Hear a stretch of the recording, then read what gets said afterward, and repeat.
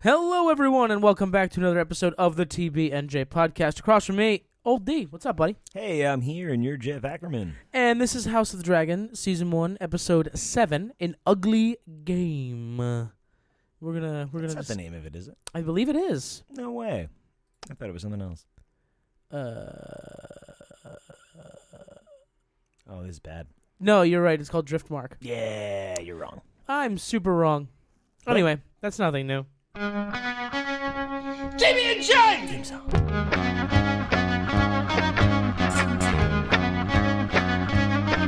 TB&J!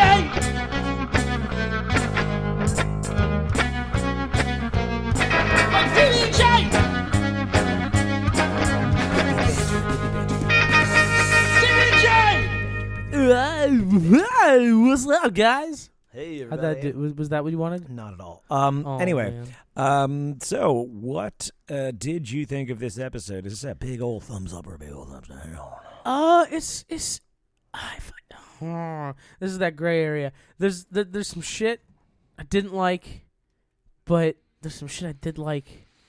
I guess it's an up, but I'm not confident with an up. I'm way up. Way up, baby. So, like, I okay. On the whole, this episode was great. It really started embracing all of its Game of Thrones roots. Now people are being mischievous and people are scheming and doing shit. And Yep, sounds like an up. awesome. Okay. But I couldn't see half of it.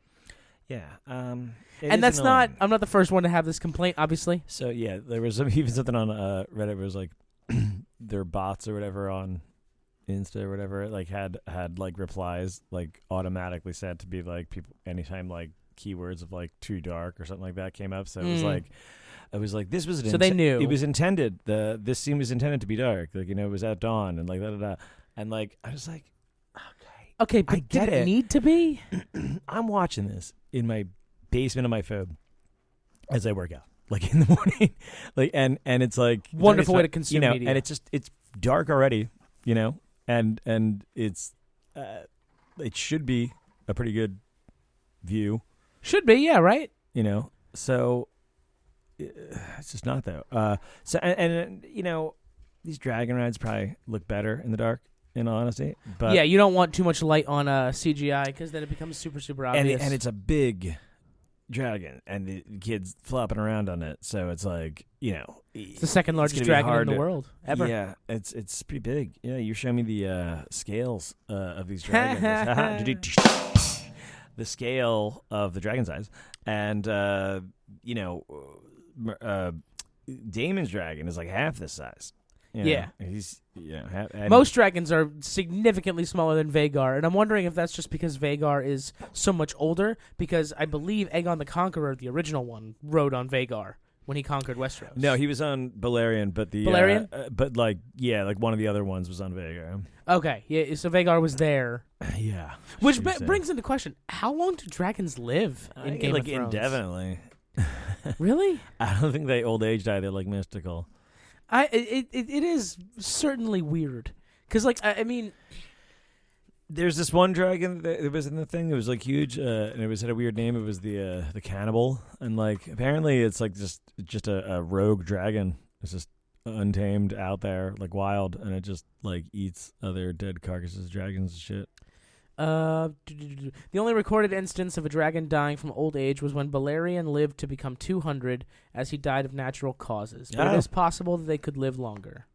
Okay, yeah. So There's no definitive lifespan for a dragon in Game of Thrones. well, it said he died of natural causes. I mean, like, gotta give that like that's kind of a pretty aged Yeah. creature. But he could have been pounding beers every Saturday with the boys, you know what I mean? He couldn't have lived a great lifestyle, maybe. And it was just interesting that like Drogon and the dragons from Game of Thrones were Drogon, so very Vagar, and... Well, Drogon, Viserys. Viserion, and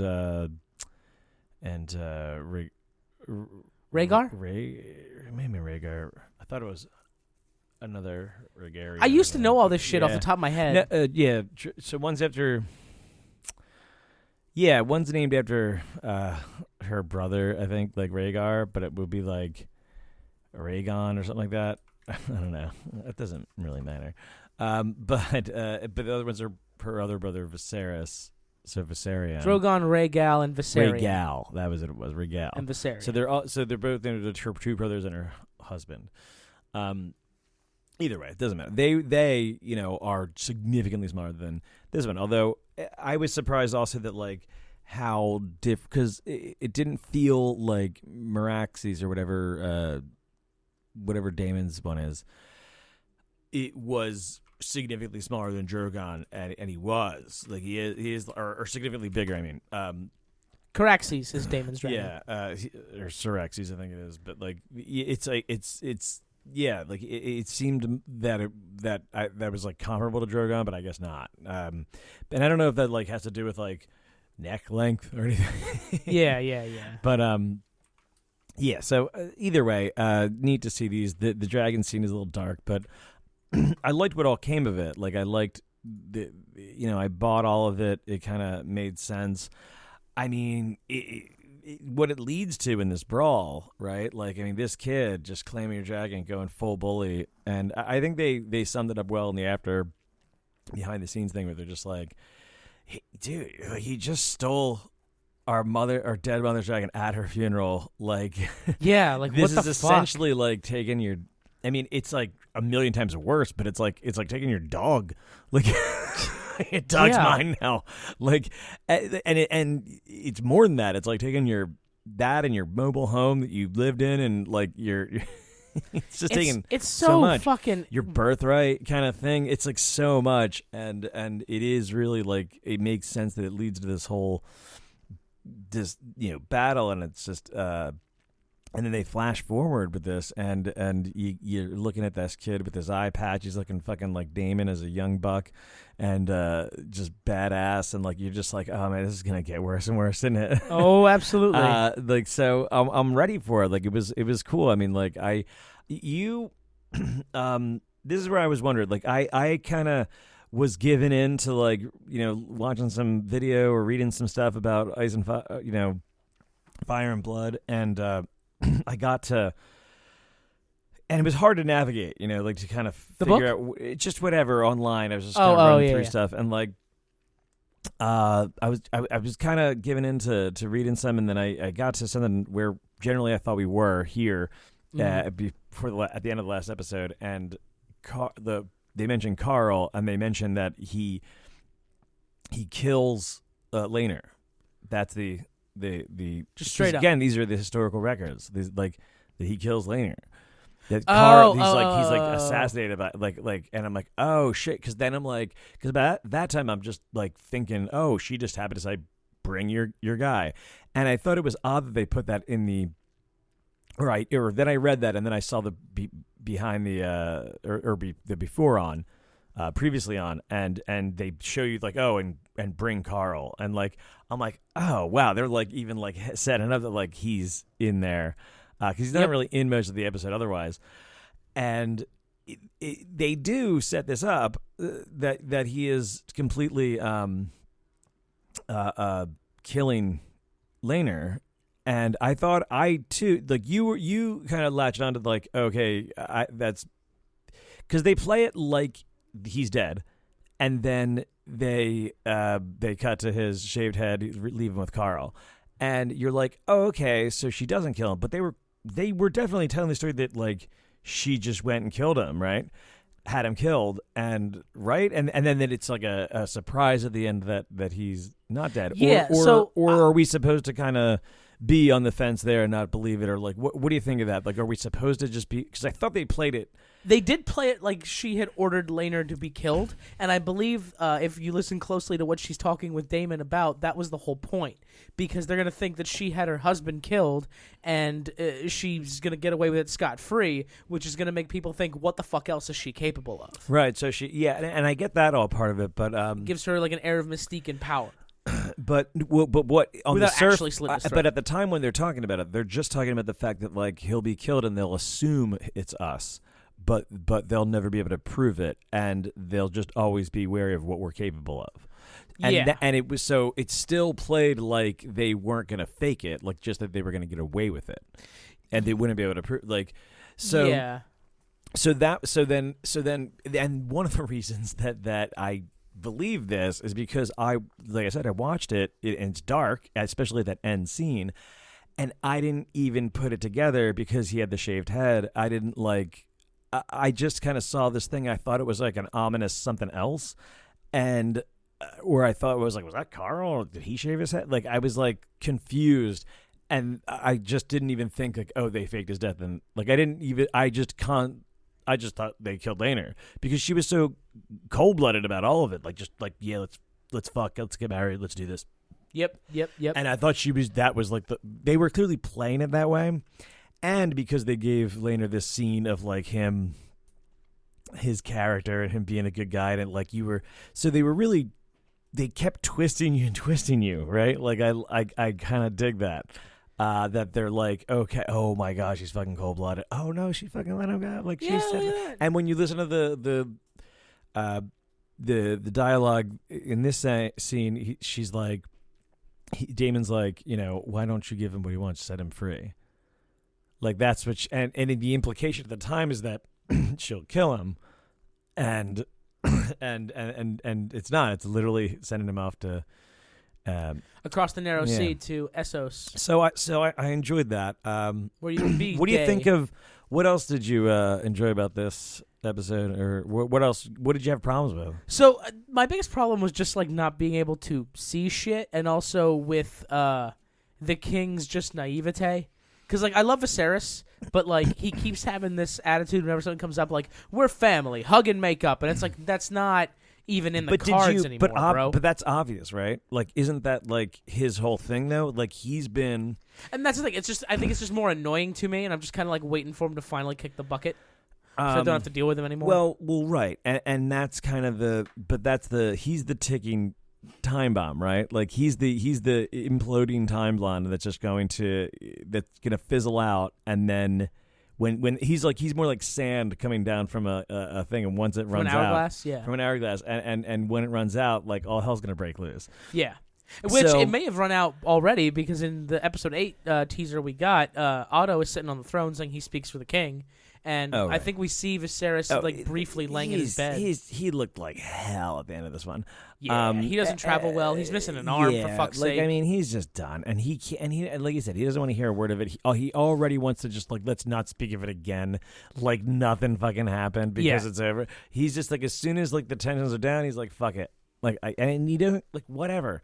I don't know that he's gonna make any decisions at this point. I think if he does make any decision, it'll just be another double down on Rhaenyra, and then just him passing out, and then Otto speaking for him. Yeah. So that's what's next, and them being in the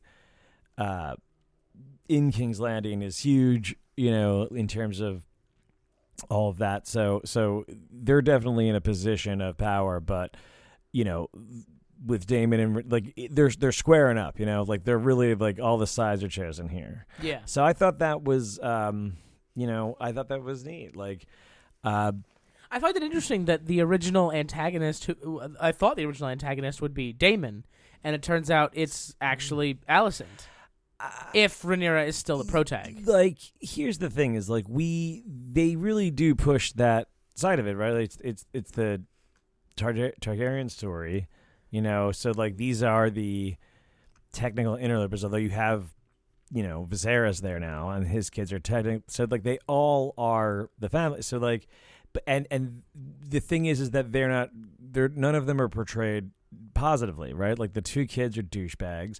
Although I fucking dug, like I really like the tension builder of this and that entire scene of like, because the episode before he like commanded Alicent not to mention it again, and like he commands like, tell me who spoke this lie, and it's like her, and it's like then the kid's like, my brother told me, and it's like, Amen, you tell me, and he's like, fucking and you're like, don't say your mom, kid, don't say your mom, and then he's just like, well, everybody knows, like look at them, like.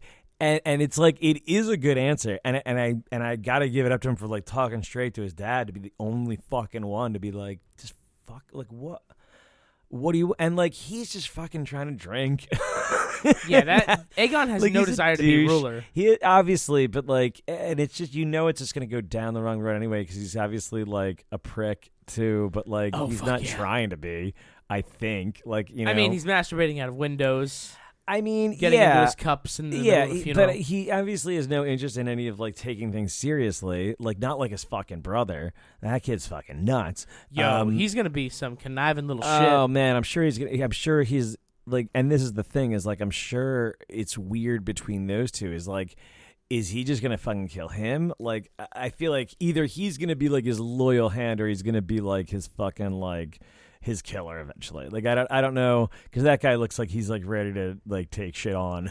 Yeah. So I and him with Vagar is like, oh fuck, this guy's like the baddest ass in the land at this point. He's like, I mean, Damon would absolutely have trouble against this guy dragging a dragon. Absolutely. So I the mean, largest dragon currently alive, no less. Vagar's a fucking monster. Beast, and I dude. think it was like a pivotal point in Game of Thrones when they had invented that giant like catapult arrow launcher to kill the dragon. So I don't know if there is like anti-dragon weaponry around at this point, other than other dragons. I remember them telling during when they showed that in Game of Thrones that they're like, I don't know why they're playing it this way. This isn't new.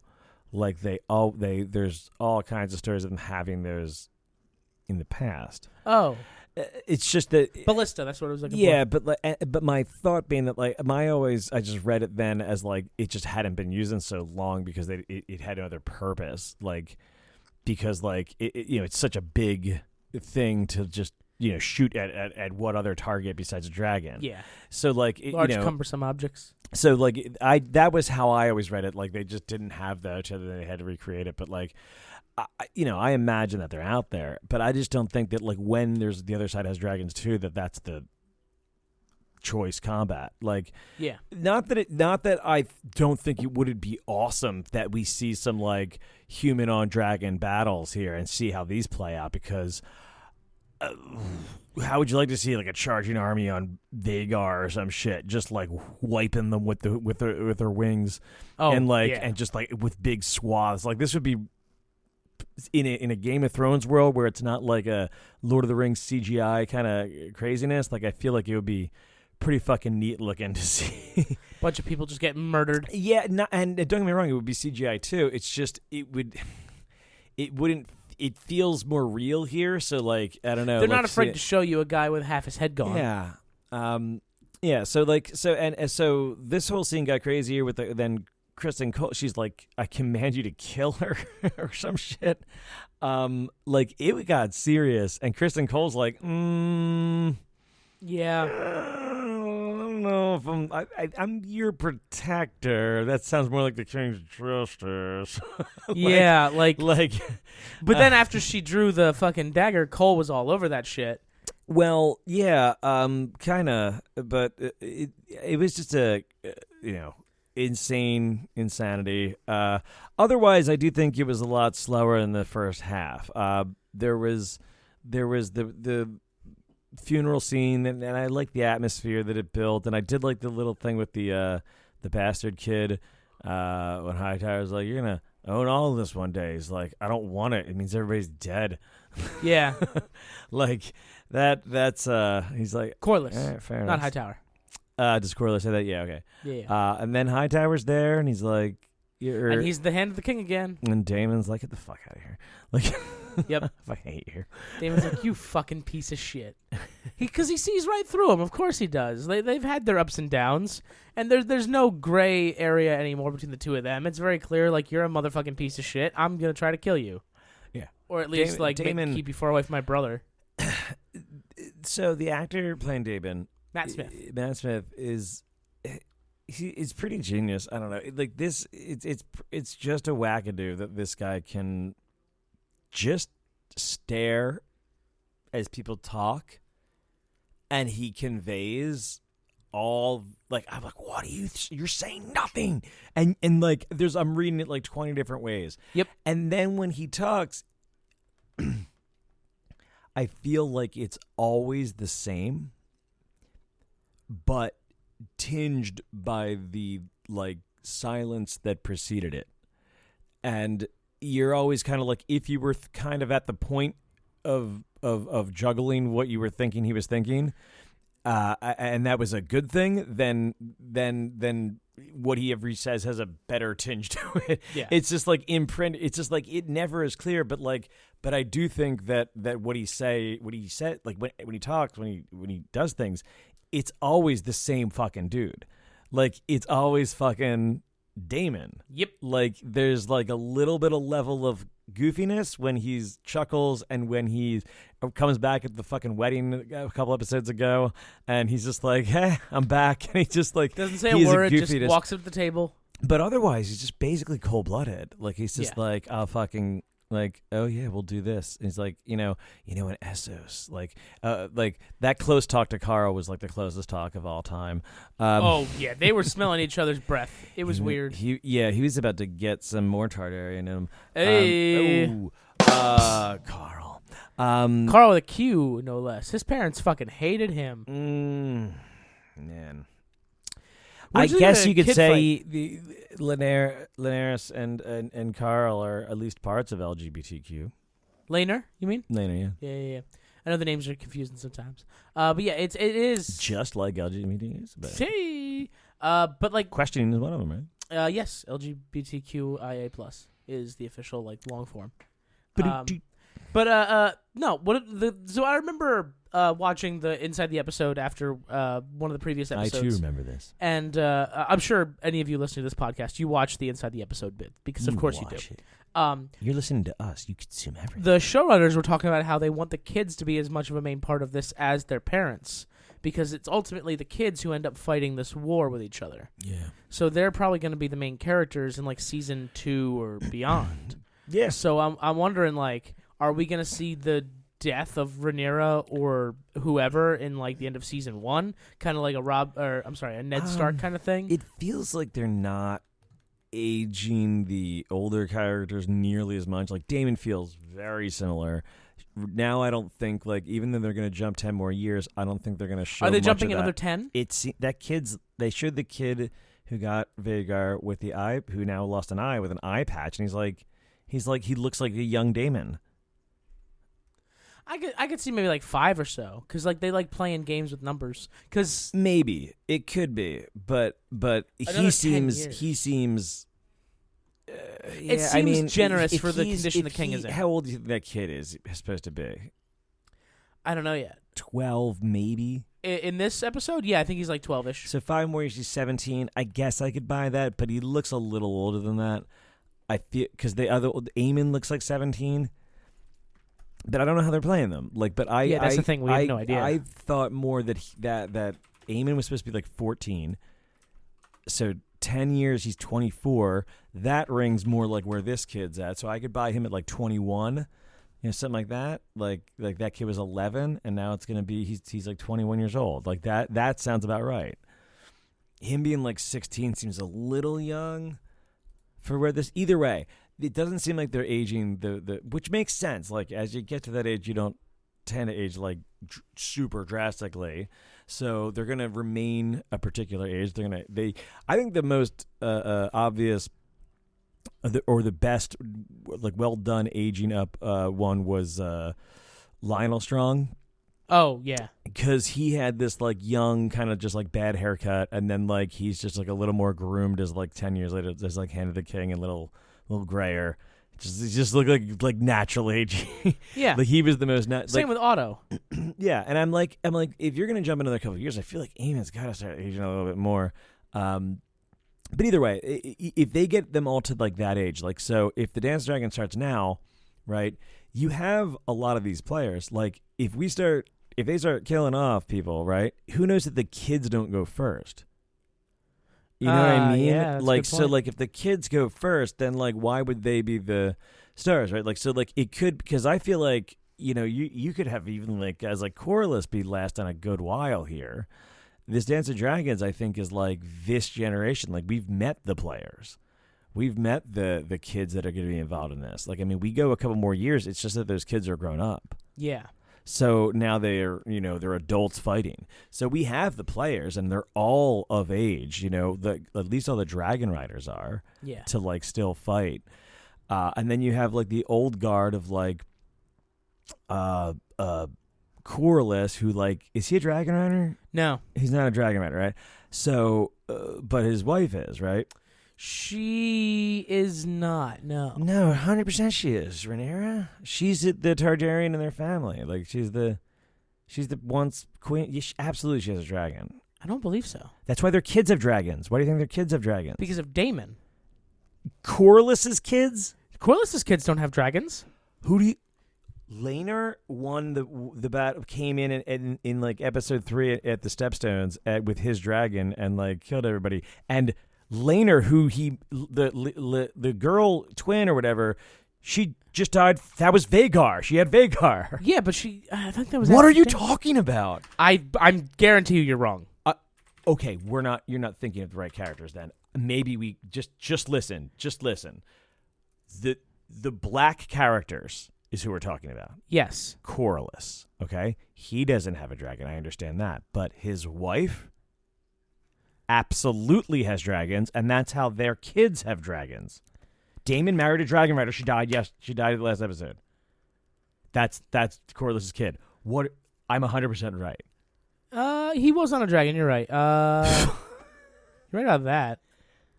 I'm right about everything I just said. I don't. Historically, the Valerians didn't have dragons. The Valerians don't. Okay. Again, okay. the once would be queen. Yep. Okay. That's why their kids have that's why the Corlys clan and Valerians have dragons. He doesn't have one. Okay. Or does he? Like I thought is it only Targaryens that have dragons? That seems crazy. I was confused. Okay, yeah. His mother, Princess Rhaenys Targaryen, was the runner-up to King Jaehaerys. Were you thinking of somebody different? You didn't think Laenor had a dragon? I didn't. And literally the one who died by her dragon's hand in the last episode. You didn't think that? What did you think was happening? No, because last we heard of Vhagar specifically was he was Viserys' dragon. Yeah, and she tells the story. Stopped riding. No. But I think he actually rode Balerion before he died, and that's why he hasn't ridden one since. There's so many fucking names. Everything's confusing. Okay, fine. I'll give it to you. But you should have known that Laenor and his daughter had dragons. It's okay. Don't worry, people. We know the show we're covering. Laenor and his sister. Yeah, and the mother. They rode them like to the weddings and shit. Okay. Okay. We've seen them on their dragons. Anyway, at different ages and stuff, and they're jumping around a bit, so it's very confusing. But so they definitely have so she has a dragon. At least one of the kids has a dragon, right? I don't know which one. Yeah. Daemon and Rhaenyra have dragons. So what is it, like 4? I don't know if they have more after that. And then the 2 kids of Alicent, the 2 sons, Aegon and Aemon. Yeah, they have dragons. And Viserys doesn't have one. Do they have other dragons? I don't. It's just the 2. No, the girl's a dragon too. They have the sister. He's like, oh, she's cryptic too. She's saying shit like some of the stuff she was saying about the bugs this time had to do with like losing an eye or covering an eye. Like she's like prophetic dreaming too. Yeah, I think she has dream fire. I think so. So there's definitely 3. Wait, did I count? Okay, so we have definitely there are 3 dragons, right? I'm going down the list for definitive purposes. We got Vhagar. Rider is Aemond, formerly Laena. Mm-hmm. We got Sunfire. Rider is Aegon Targaryen. We got Dreamfire. Rider is Helaena Targaryen. Those are the 3 dragons that the High Towers have. As far as the Targaryens, on the other side, there is Syrax, ridden by Rhaenyra. Caraxes, ridden by Daemon. Meleys, which is Rhaenys Targaryen, so yeah, the old lady. Okay, Rhaenys, yeah. Vermax, which is Jacaerys Valerian's the kid. dragon. Yeah, Jace.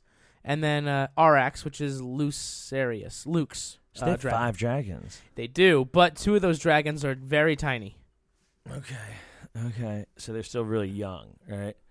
Yeah. And Balerion is And Melise, who is Rhaenys's dragon, is one of the oldest currently. It's pretty big, right? Yeah, she's very, very old. She is Rhaenys's dragon is named Melise, and Melise is very old. She's a red dragon with pink wing membrane. Oh, okay, yeah. Little, like, in between Daemon's, about the same size as like Daemon's. She's right between Daemon's and Rhaenyra's. Right. Okay. Yeah.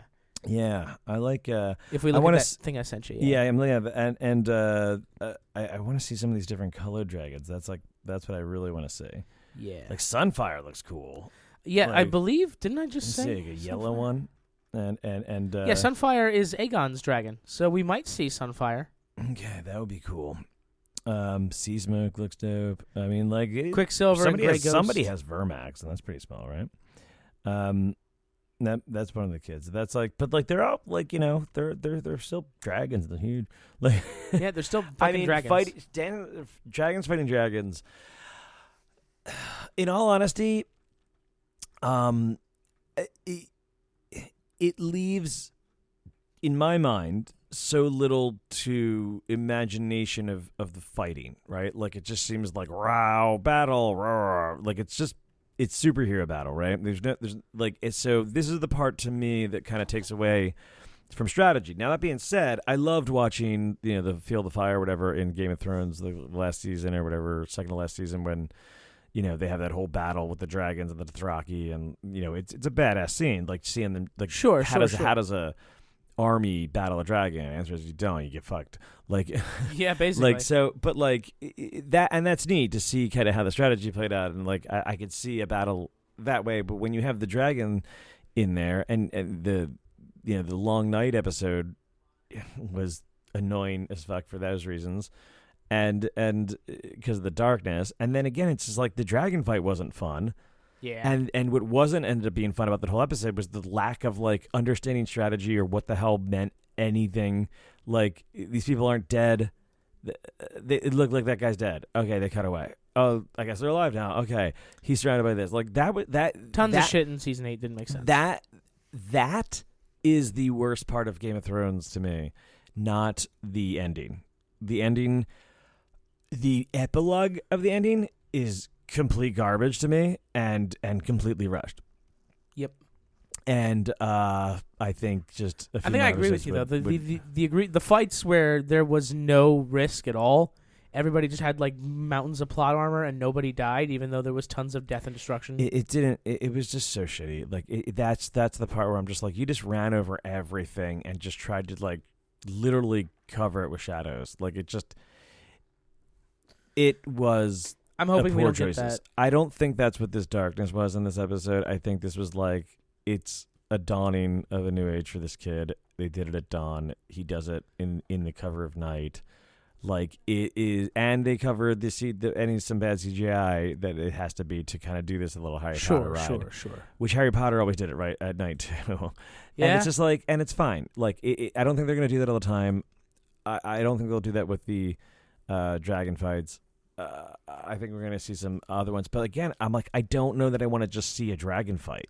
I hope that like so far this has been great because we haven't been having that. The dragons have worked what they are is just like a threat as opposed to like an intimidation. Like, the best things they do is kind of like they put a show of force, and that's where I think like the dragon is much better utilized for their strategy.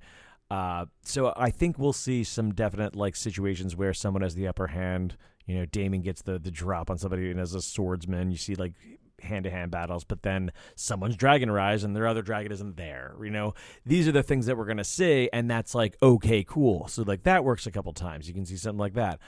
Maybe you see, but this is where I'm like, I don't just want to keep seeing dragon on dragon, right? I feel like when dragon and dragon come, like it's more of like a stand down situation. Like, there's no good that comes here, kind of thing, unless you have it in, you know, but I'm sure you'll get like Vhagar's here, against Daemon's dragon, and it's twice the size, but also Rhaenyra's here, you know, and someone else, you know, is like, okay, well, you can't take on both, so they'll stand down, you know. It'll be more like that, I feel like, than I hope, because I The don't threat want to of just dragons see. versus actual dragons. Yeah, I want to like the strategy of how you have to play these things, because there's just like nuclear armaments. You play chicken. You're like, okay, let's not do this. Yeah. Because like, who wants to? You're both blowing fire at each other. What are the chances both of you don't just die anyway? So speaking of dragons, one of the things I wanted to bring up before we start wrapping up here. Yeah. There's very few dragons on that list that we haven't met yet. Yeah. That picture I sent you of like all the dragons that are currently alive leading the up cannibal. to. Yeah, the cannibal. The but gray like ghost. the very last one though is the last dragon, the one that's like the size of a dog. Mhm. Like there's not a whole lot left that we haven't seen or heard of yet. So I'm wondering like these might be the last of like the great dragons before the extinction starts happening. Yeah. This Targaryen we war. haven't seen that many. I mean, we haven't seen Moondancer, Morgul, Shyrok, Stormcloud, Morning, maybe Taraxes, Arrax, maybe Arrax we have. Sea Smoke, Tessarian. I don't think we've seen Arrax. Sunfire, His name Silverwing, Dreamfire. I think we saw. Caraxes we Sunfire saw. and Melees Dreamfire we are saw. around. Yeah. Syrax we saw. Quicksilver, Grey Ghost, Sheep Stealer. But like I'm saying, like so a lot of those are like already fabled, like had happened, Vermother, the cannibal. or we already know that they are somebody's dragon in the show so far. Okay. Because there are 9 dragons currently running around, and then we know of a few that have passed already. So what are you saying? I'm wondering if this is like the last of the great dragons before the war happens and we start killing them, and then they don't reproduce a whole lot after this. I'm wondering if this is like the start of the end for the dragons as well as the Targaryen dynasty. I wonder if they go that's what hand I'm in saying. hand. Is like I don't know a lot of those dragons or who their riders are. You know what I mean? Like No, but they exist like on the wiki and shit. Like we know who had them. Oh, so they're like Like are they previously not, or so, up to Well, that's now. what I guess my question is, like who's already dead or who's not around anymore. I don't know off the top of my fucking head. That's but I know what I'm there's- saying on this list is like, there's only so many that could exist, and there's only so many we've seen. So I think there's plenty of dragons to die. So next Tons time, of dragons. So I'm looking for a little bit more. I think we got a lot of Targaryen stuff this week. I think we're probably going to get a lot more Greens next week and their side of things. Oh yeah, for sure. That's what I'm feeling. A lot of Kristen Cole's up. Who is he fighting in this episode? The next, they show him definitely throwing down with somebody. I thought it was Daemon, but maybe it's. Oh, you know what actually makes sense? I thought he was throwing down with Daemon in the episode, but it kind of makes more sense that if it would be the kid, Aemon. the one who just got the dragon. Yep. I believe. He's training with Aemon. Yeah, that's. And he's not going easy on him. He's going hard. Yeah, that's probably what it makes more sense doing. All right. Yeah, and this is where I see he's going to start really mentoring him, and this is where I'm like, oh, he's going to be Lord Commander. I feel like that's a given at some point. This other guy, maybe he kills him. I feel like we missed a step in Sir Kristen Cole's story where he went from feeling like he sullied the name of the guard and was going to kill himself to Alicent finding him, and now he's like sworn to be her most loyal servant. I think we haven't gotten back to that story, and unlike in Game of Thrones where you used to like, okay, we'll pick up where we left off with that story like 2-3 episodes ago. Here you're picking up the story years later, so you have to tell that story in a different way. Yeah. So like we will pick up with his story, but he's only been like a side character. We haven't been like really following his point of view these last couple episodes. So now it's not really his, like he's in the tale. It's just like Game of Thrones, the books, where it's like a third person narration, and you learn about characters out from what people say about them and from when they're in scenes where someone else is narrating. But then you get to know that character if they happen to get a point of view in the scene. So if you give kind of Kristen Cole a point of view here, then you're probably going to tell the story of like their devotion. But like the best they did with it was like in the last episode where he and Alicent have the talk, and he's like, oh, that fucking cunt. She just takes like whatever she wants. Like he has the same argument that Alicent has to an extreme, right? But Alicent has given him his honor back and said that basically you weren't wrong. Like basically all the things I would say, like that like she abused her power over you. Like she should never like. He's justified, I think, all of that under the queen, right? As her loyal protector. I suppose so. Like that's and that he sees them as bastards, and that she is a disgrace to the throne, and like that he is honestly protecting the throne, like in this way, and that so he's just turned loose on that, and that's what he's become.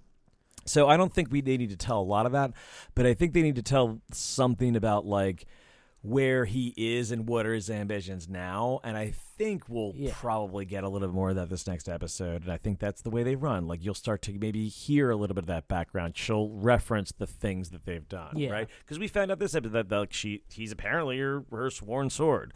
So it's a little bits. But yeah, I'm excited. I think that was episode 7. So.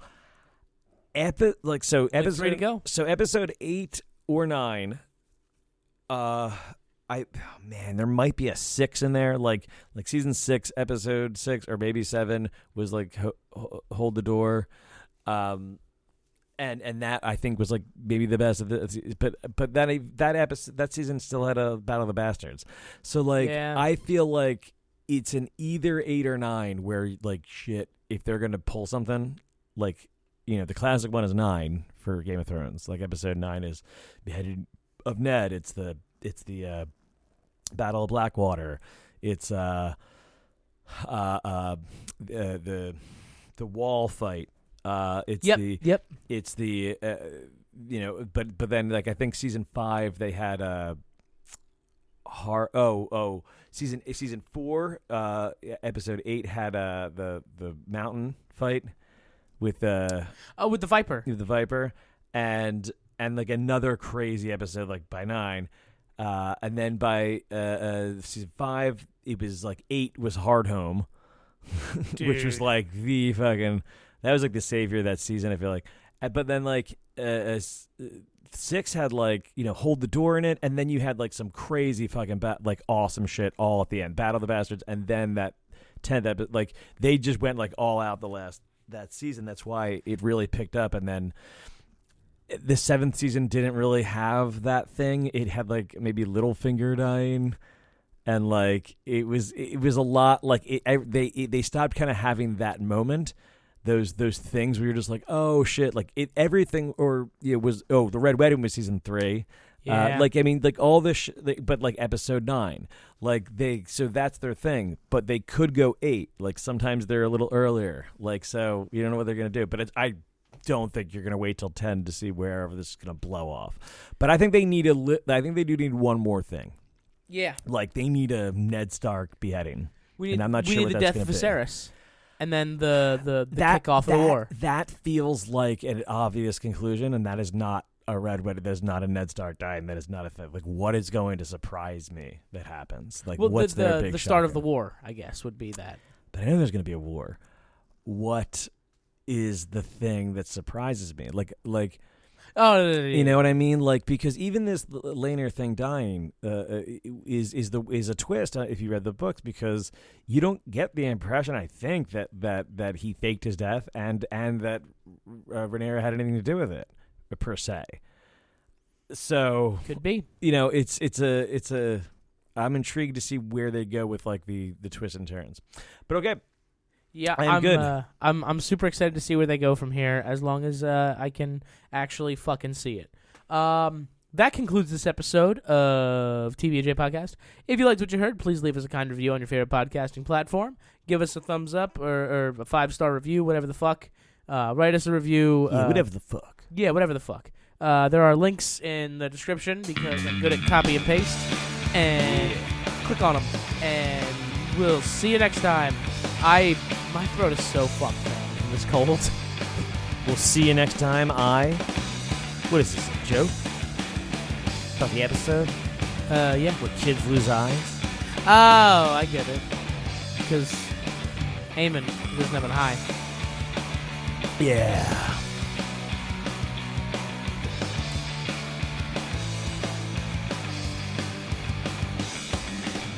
It's all fun and games until somebody loses an eye.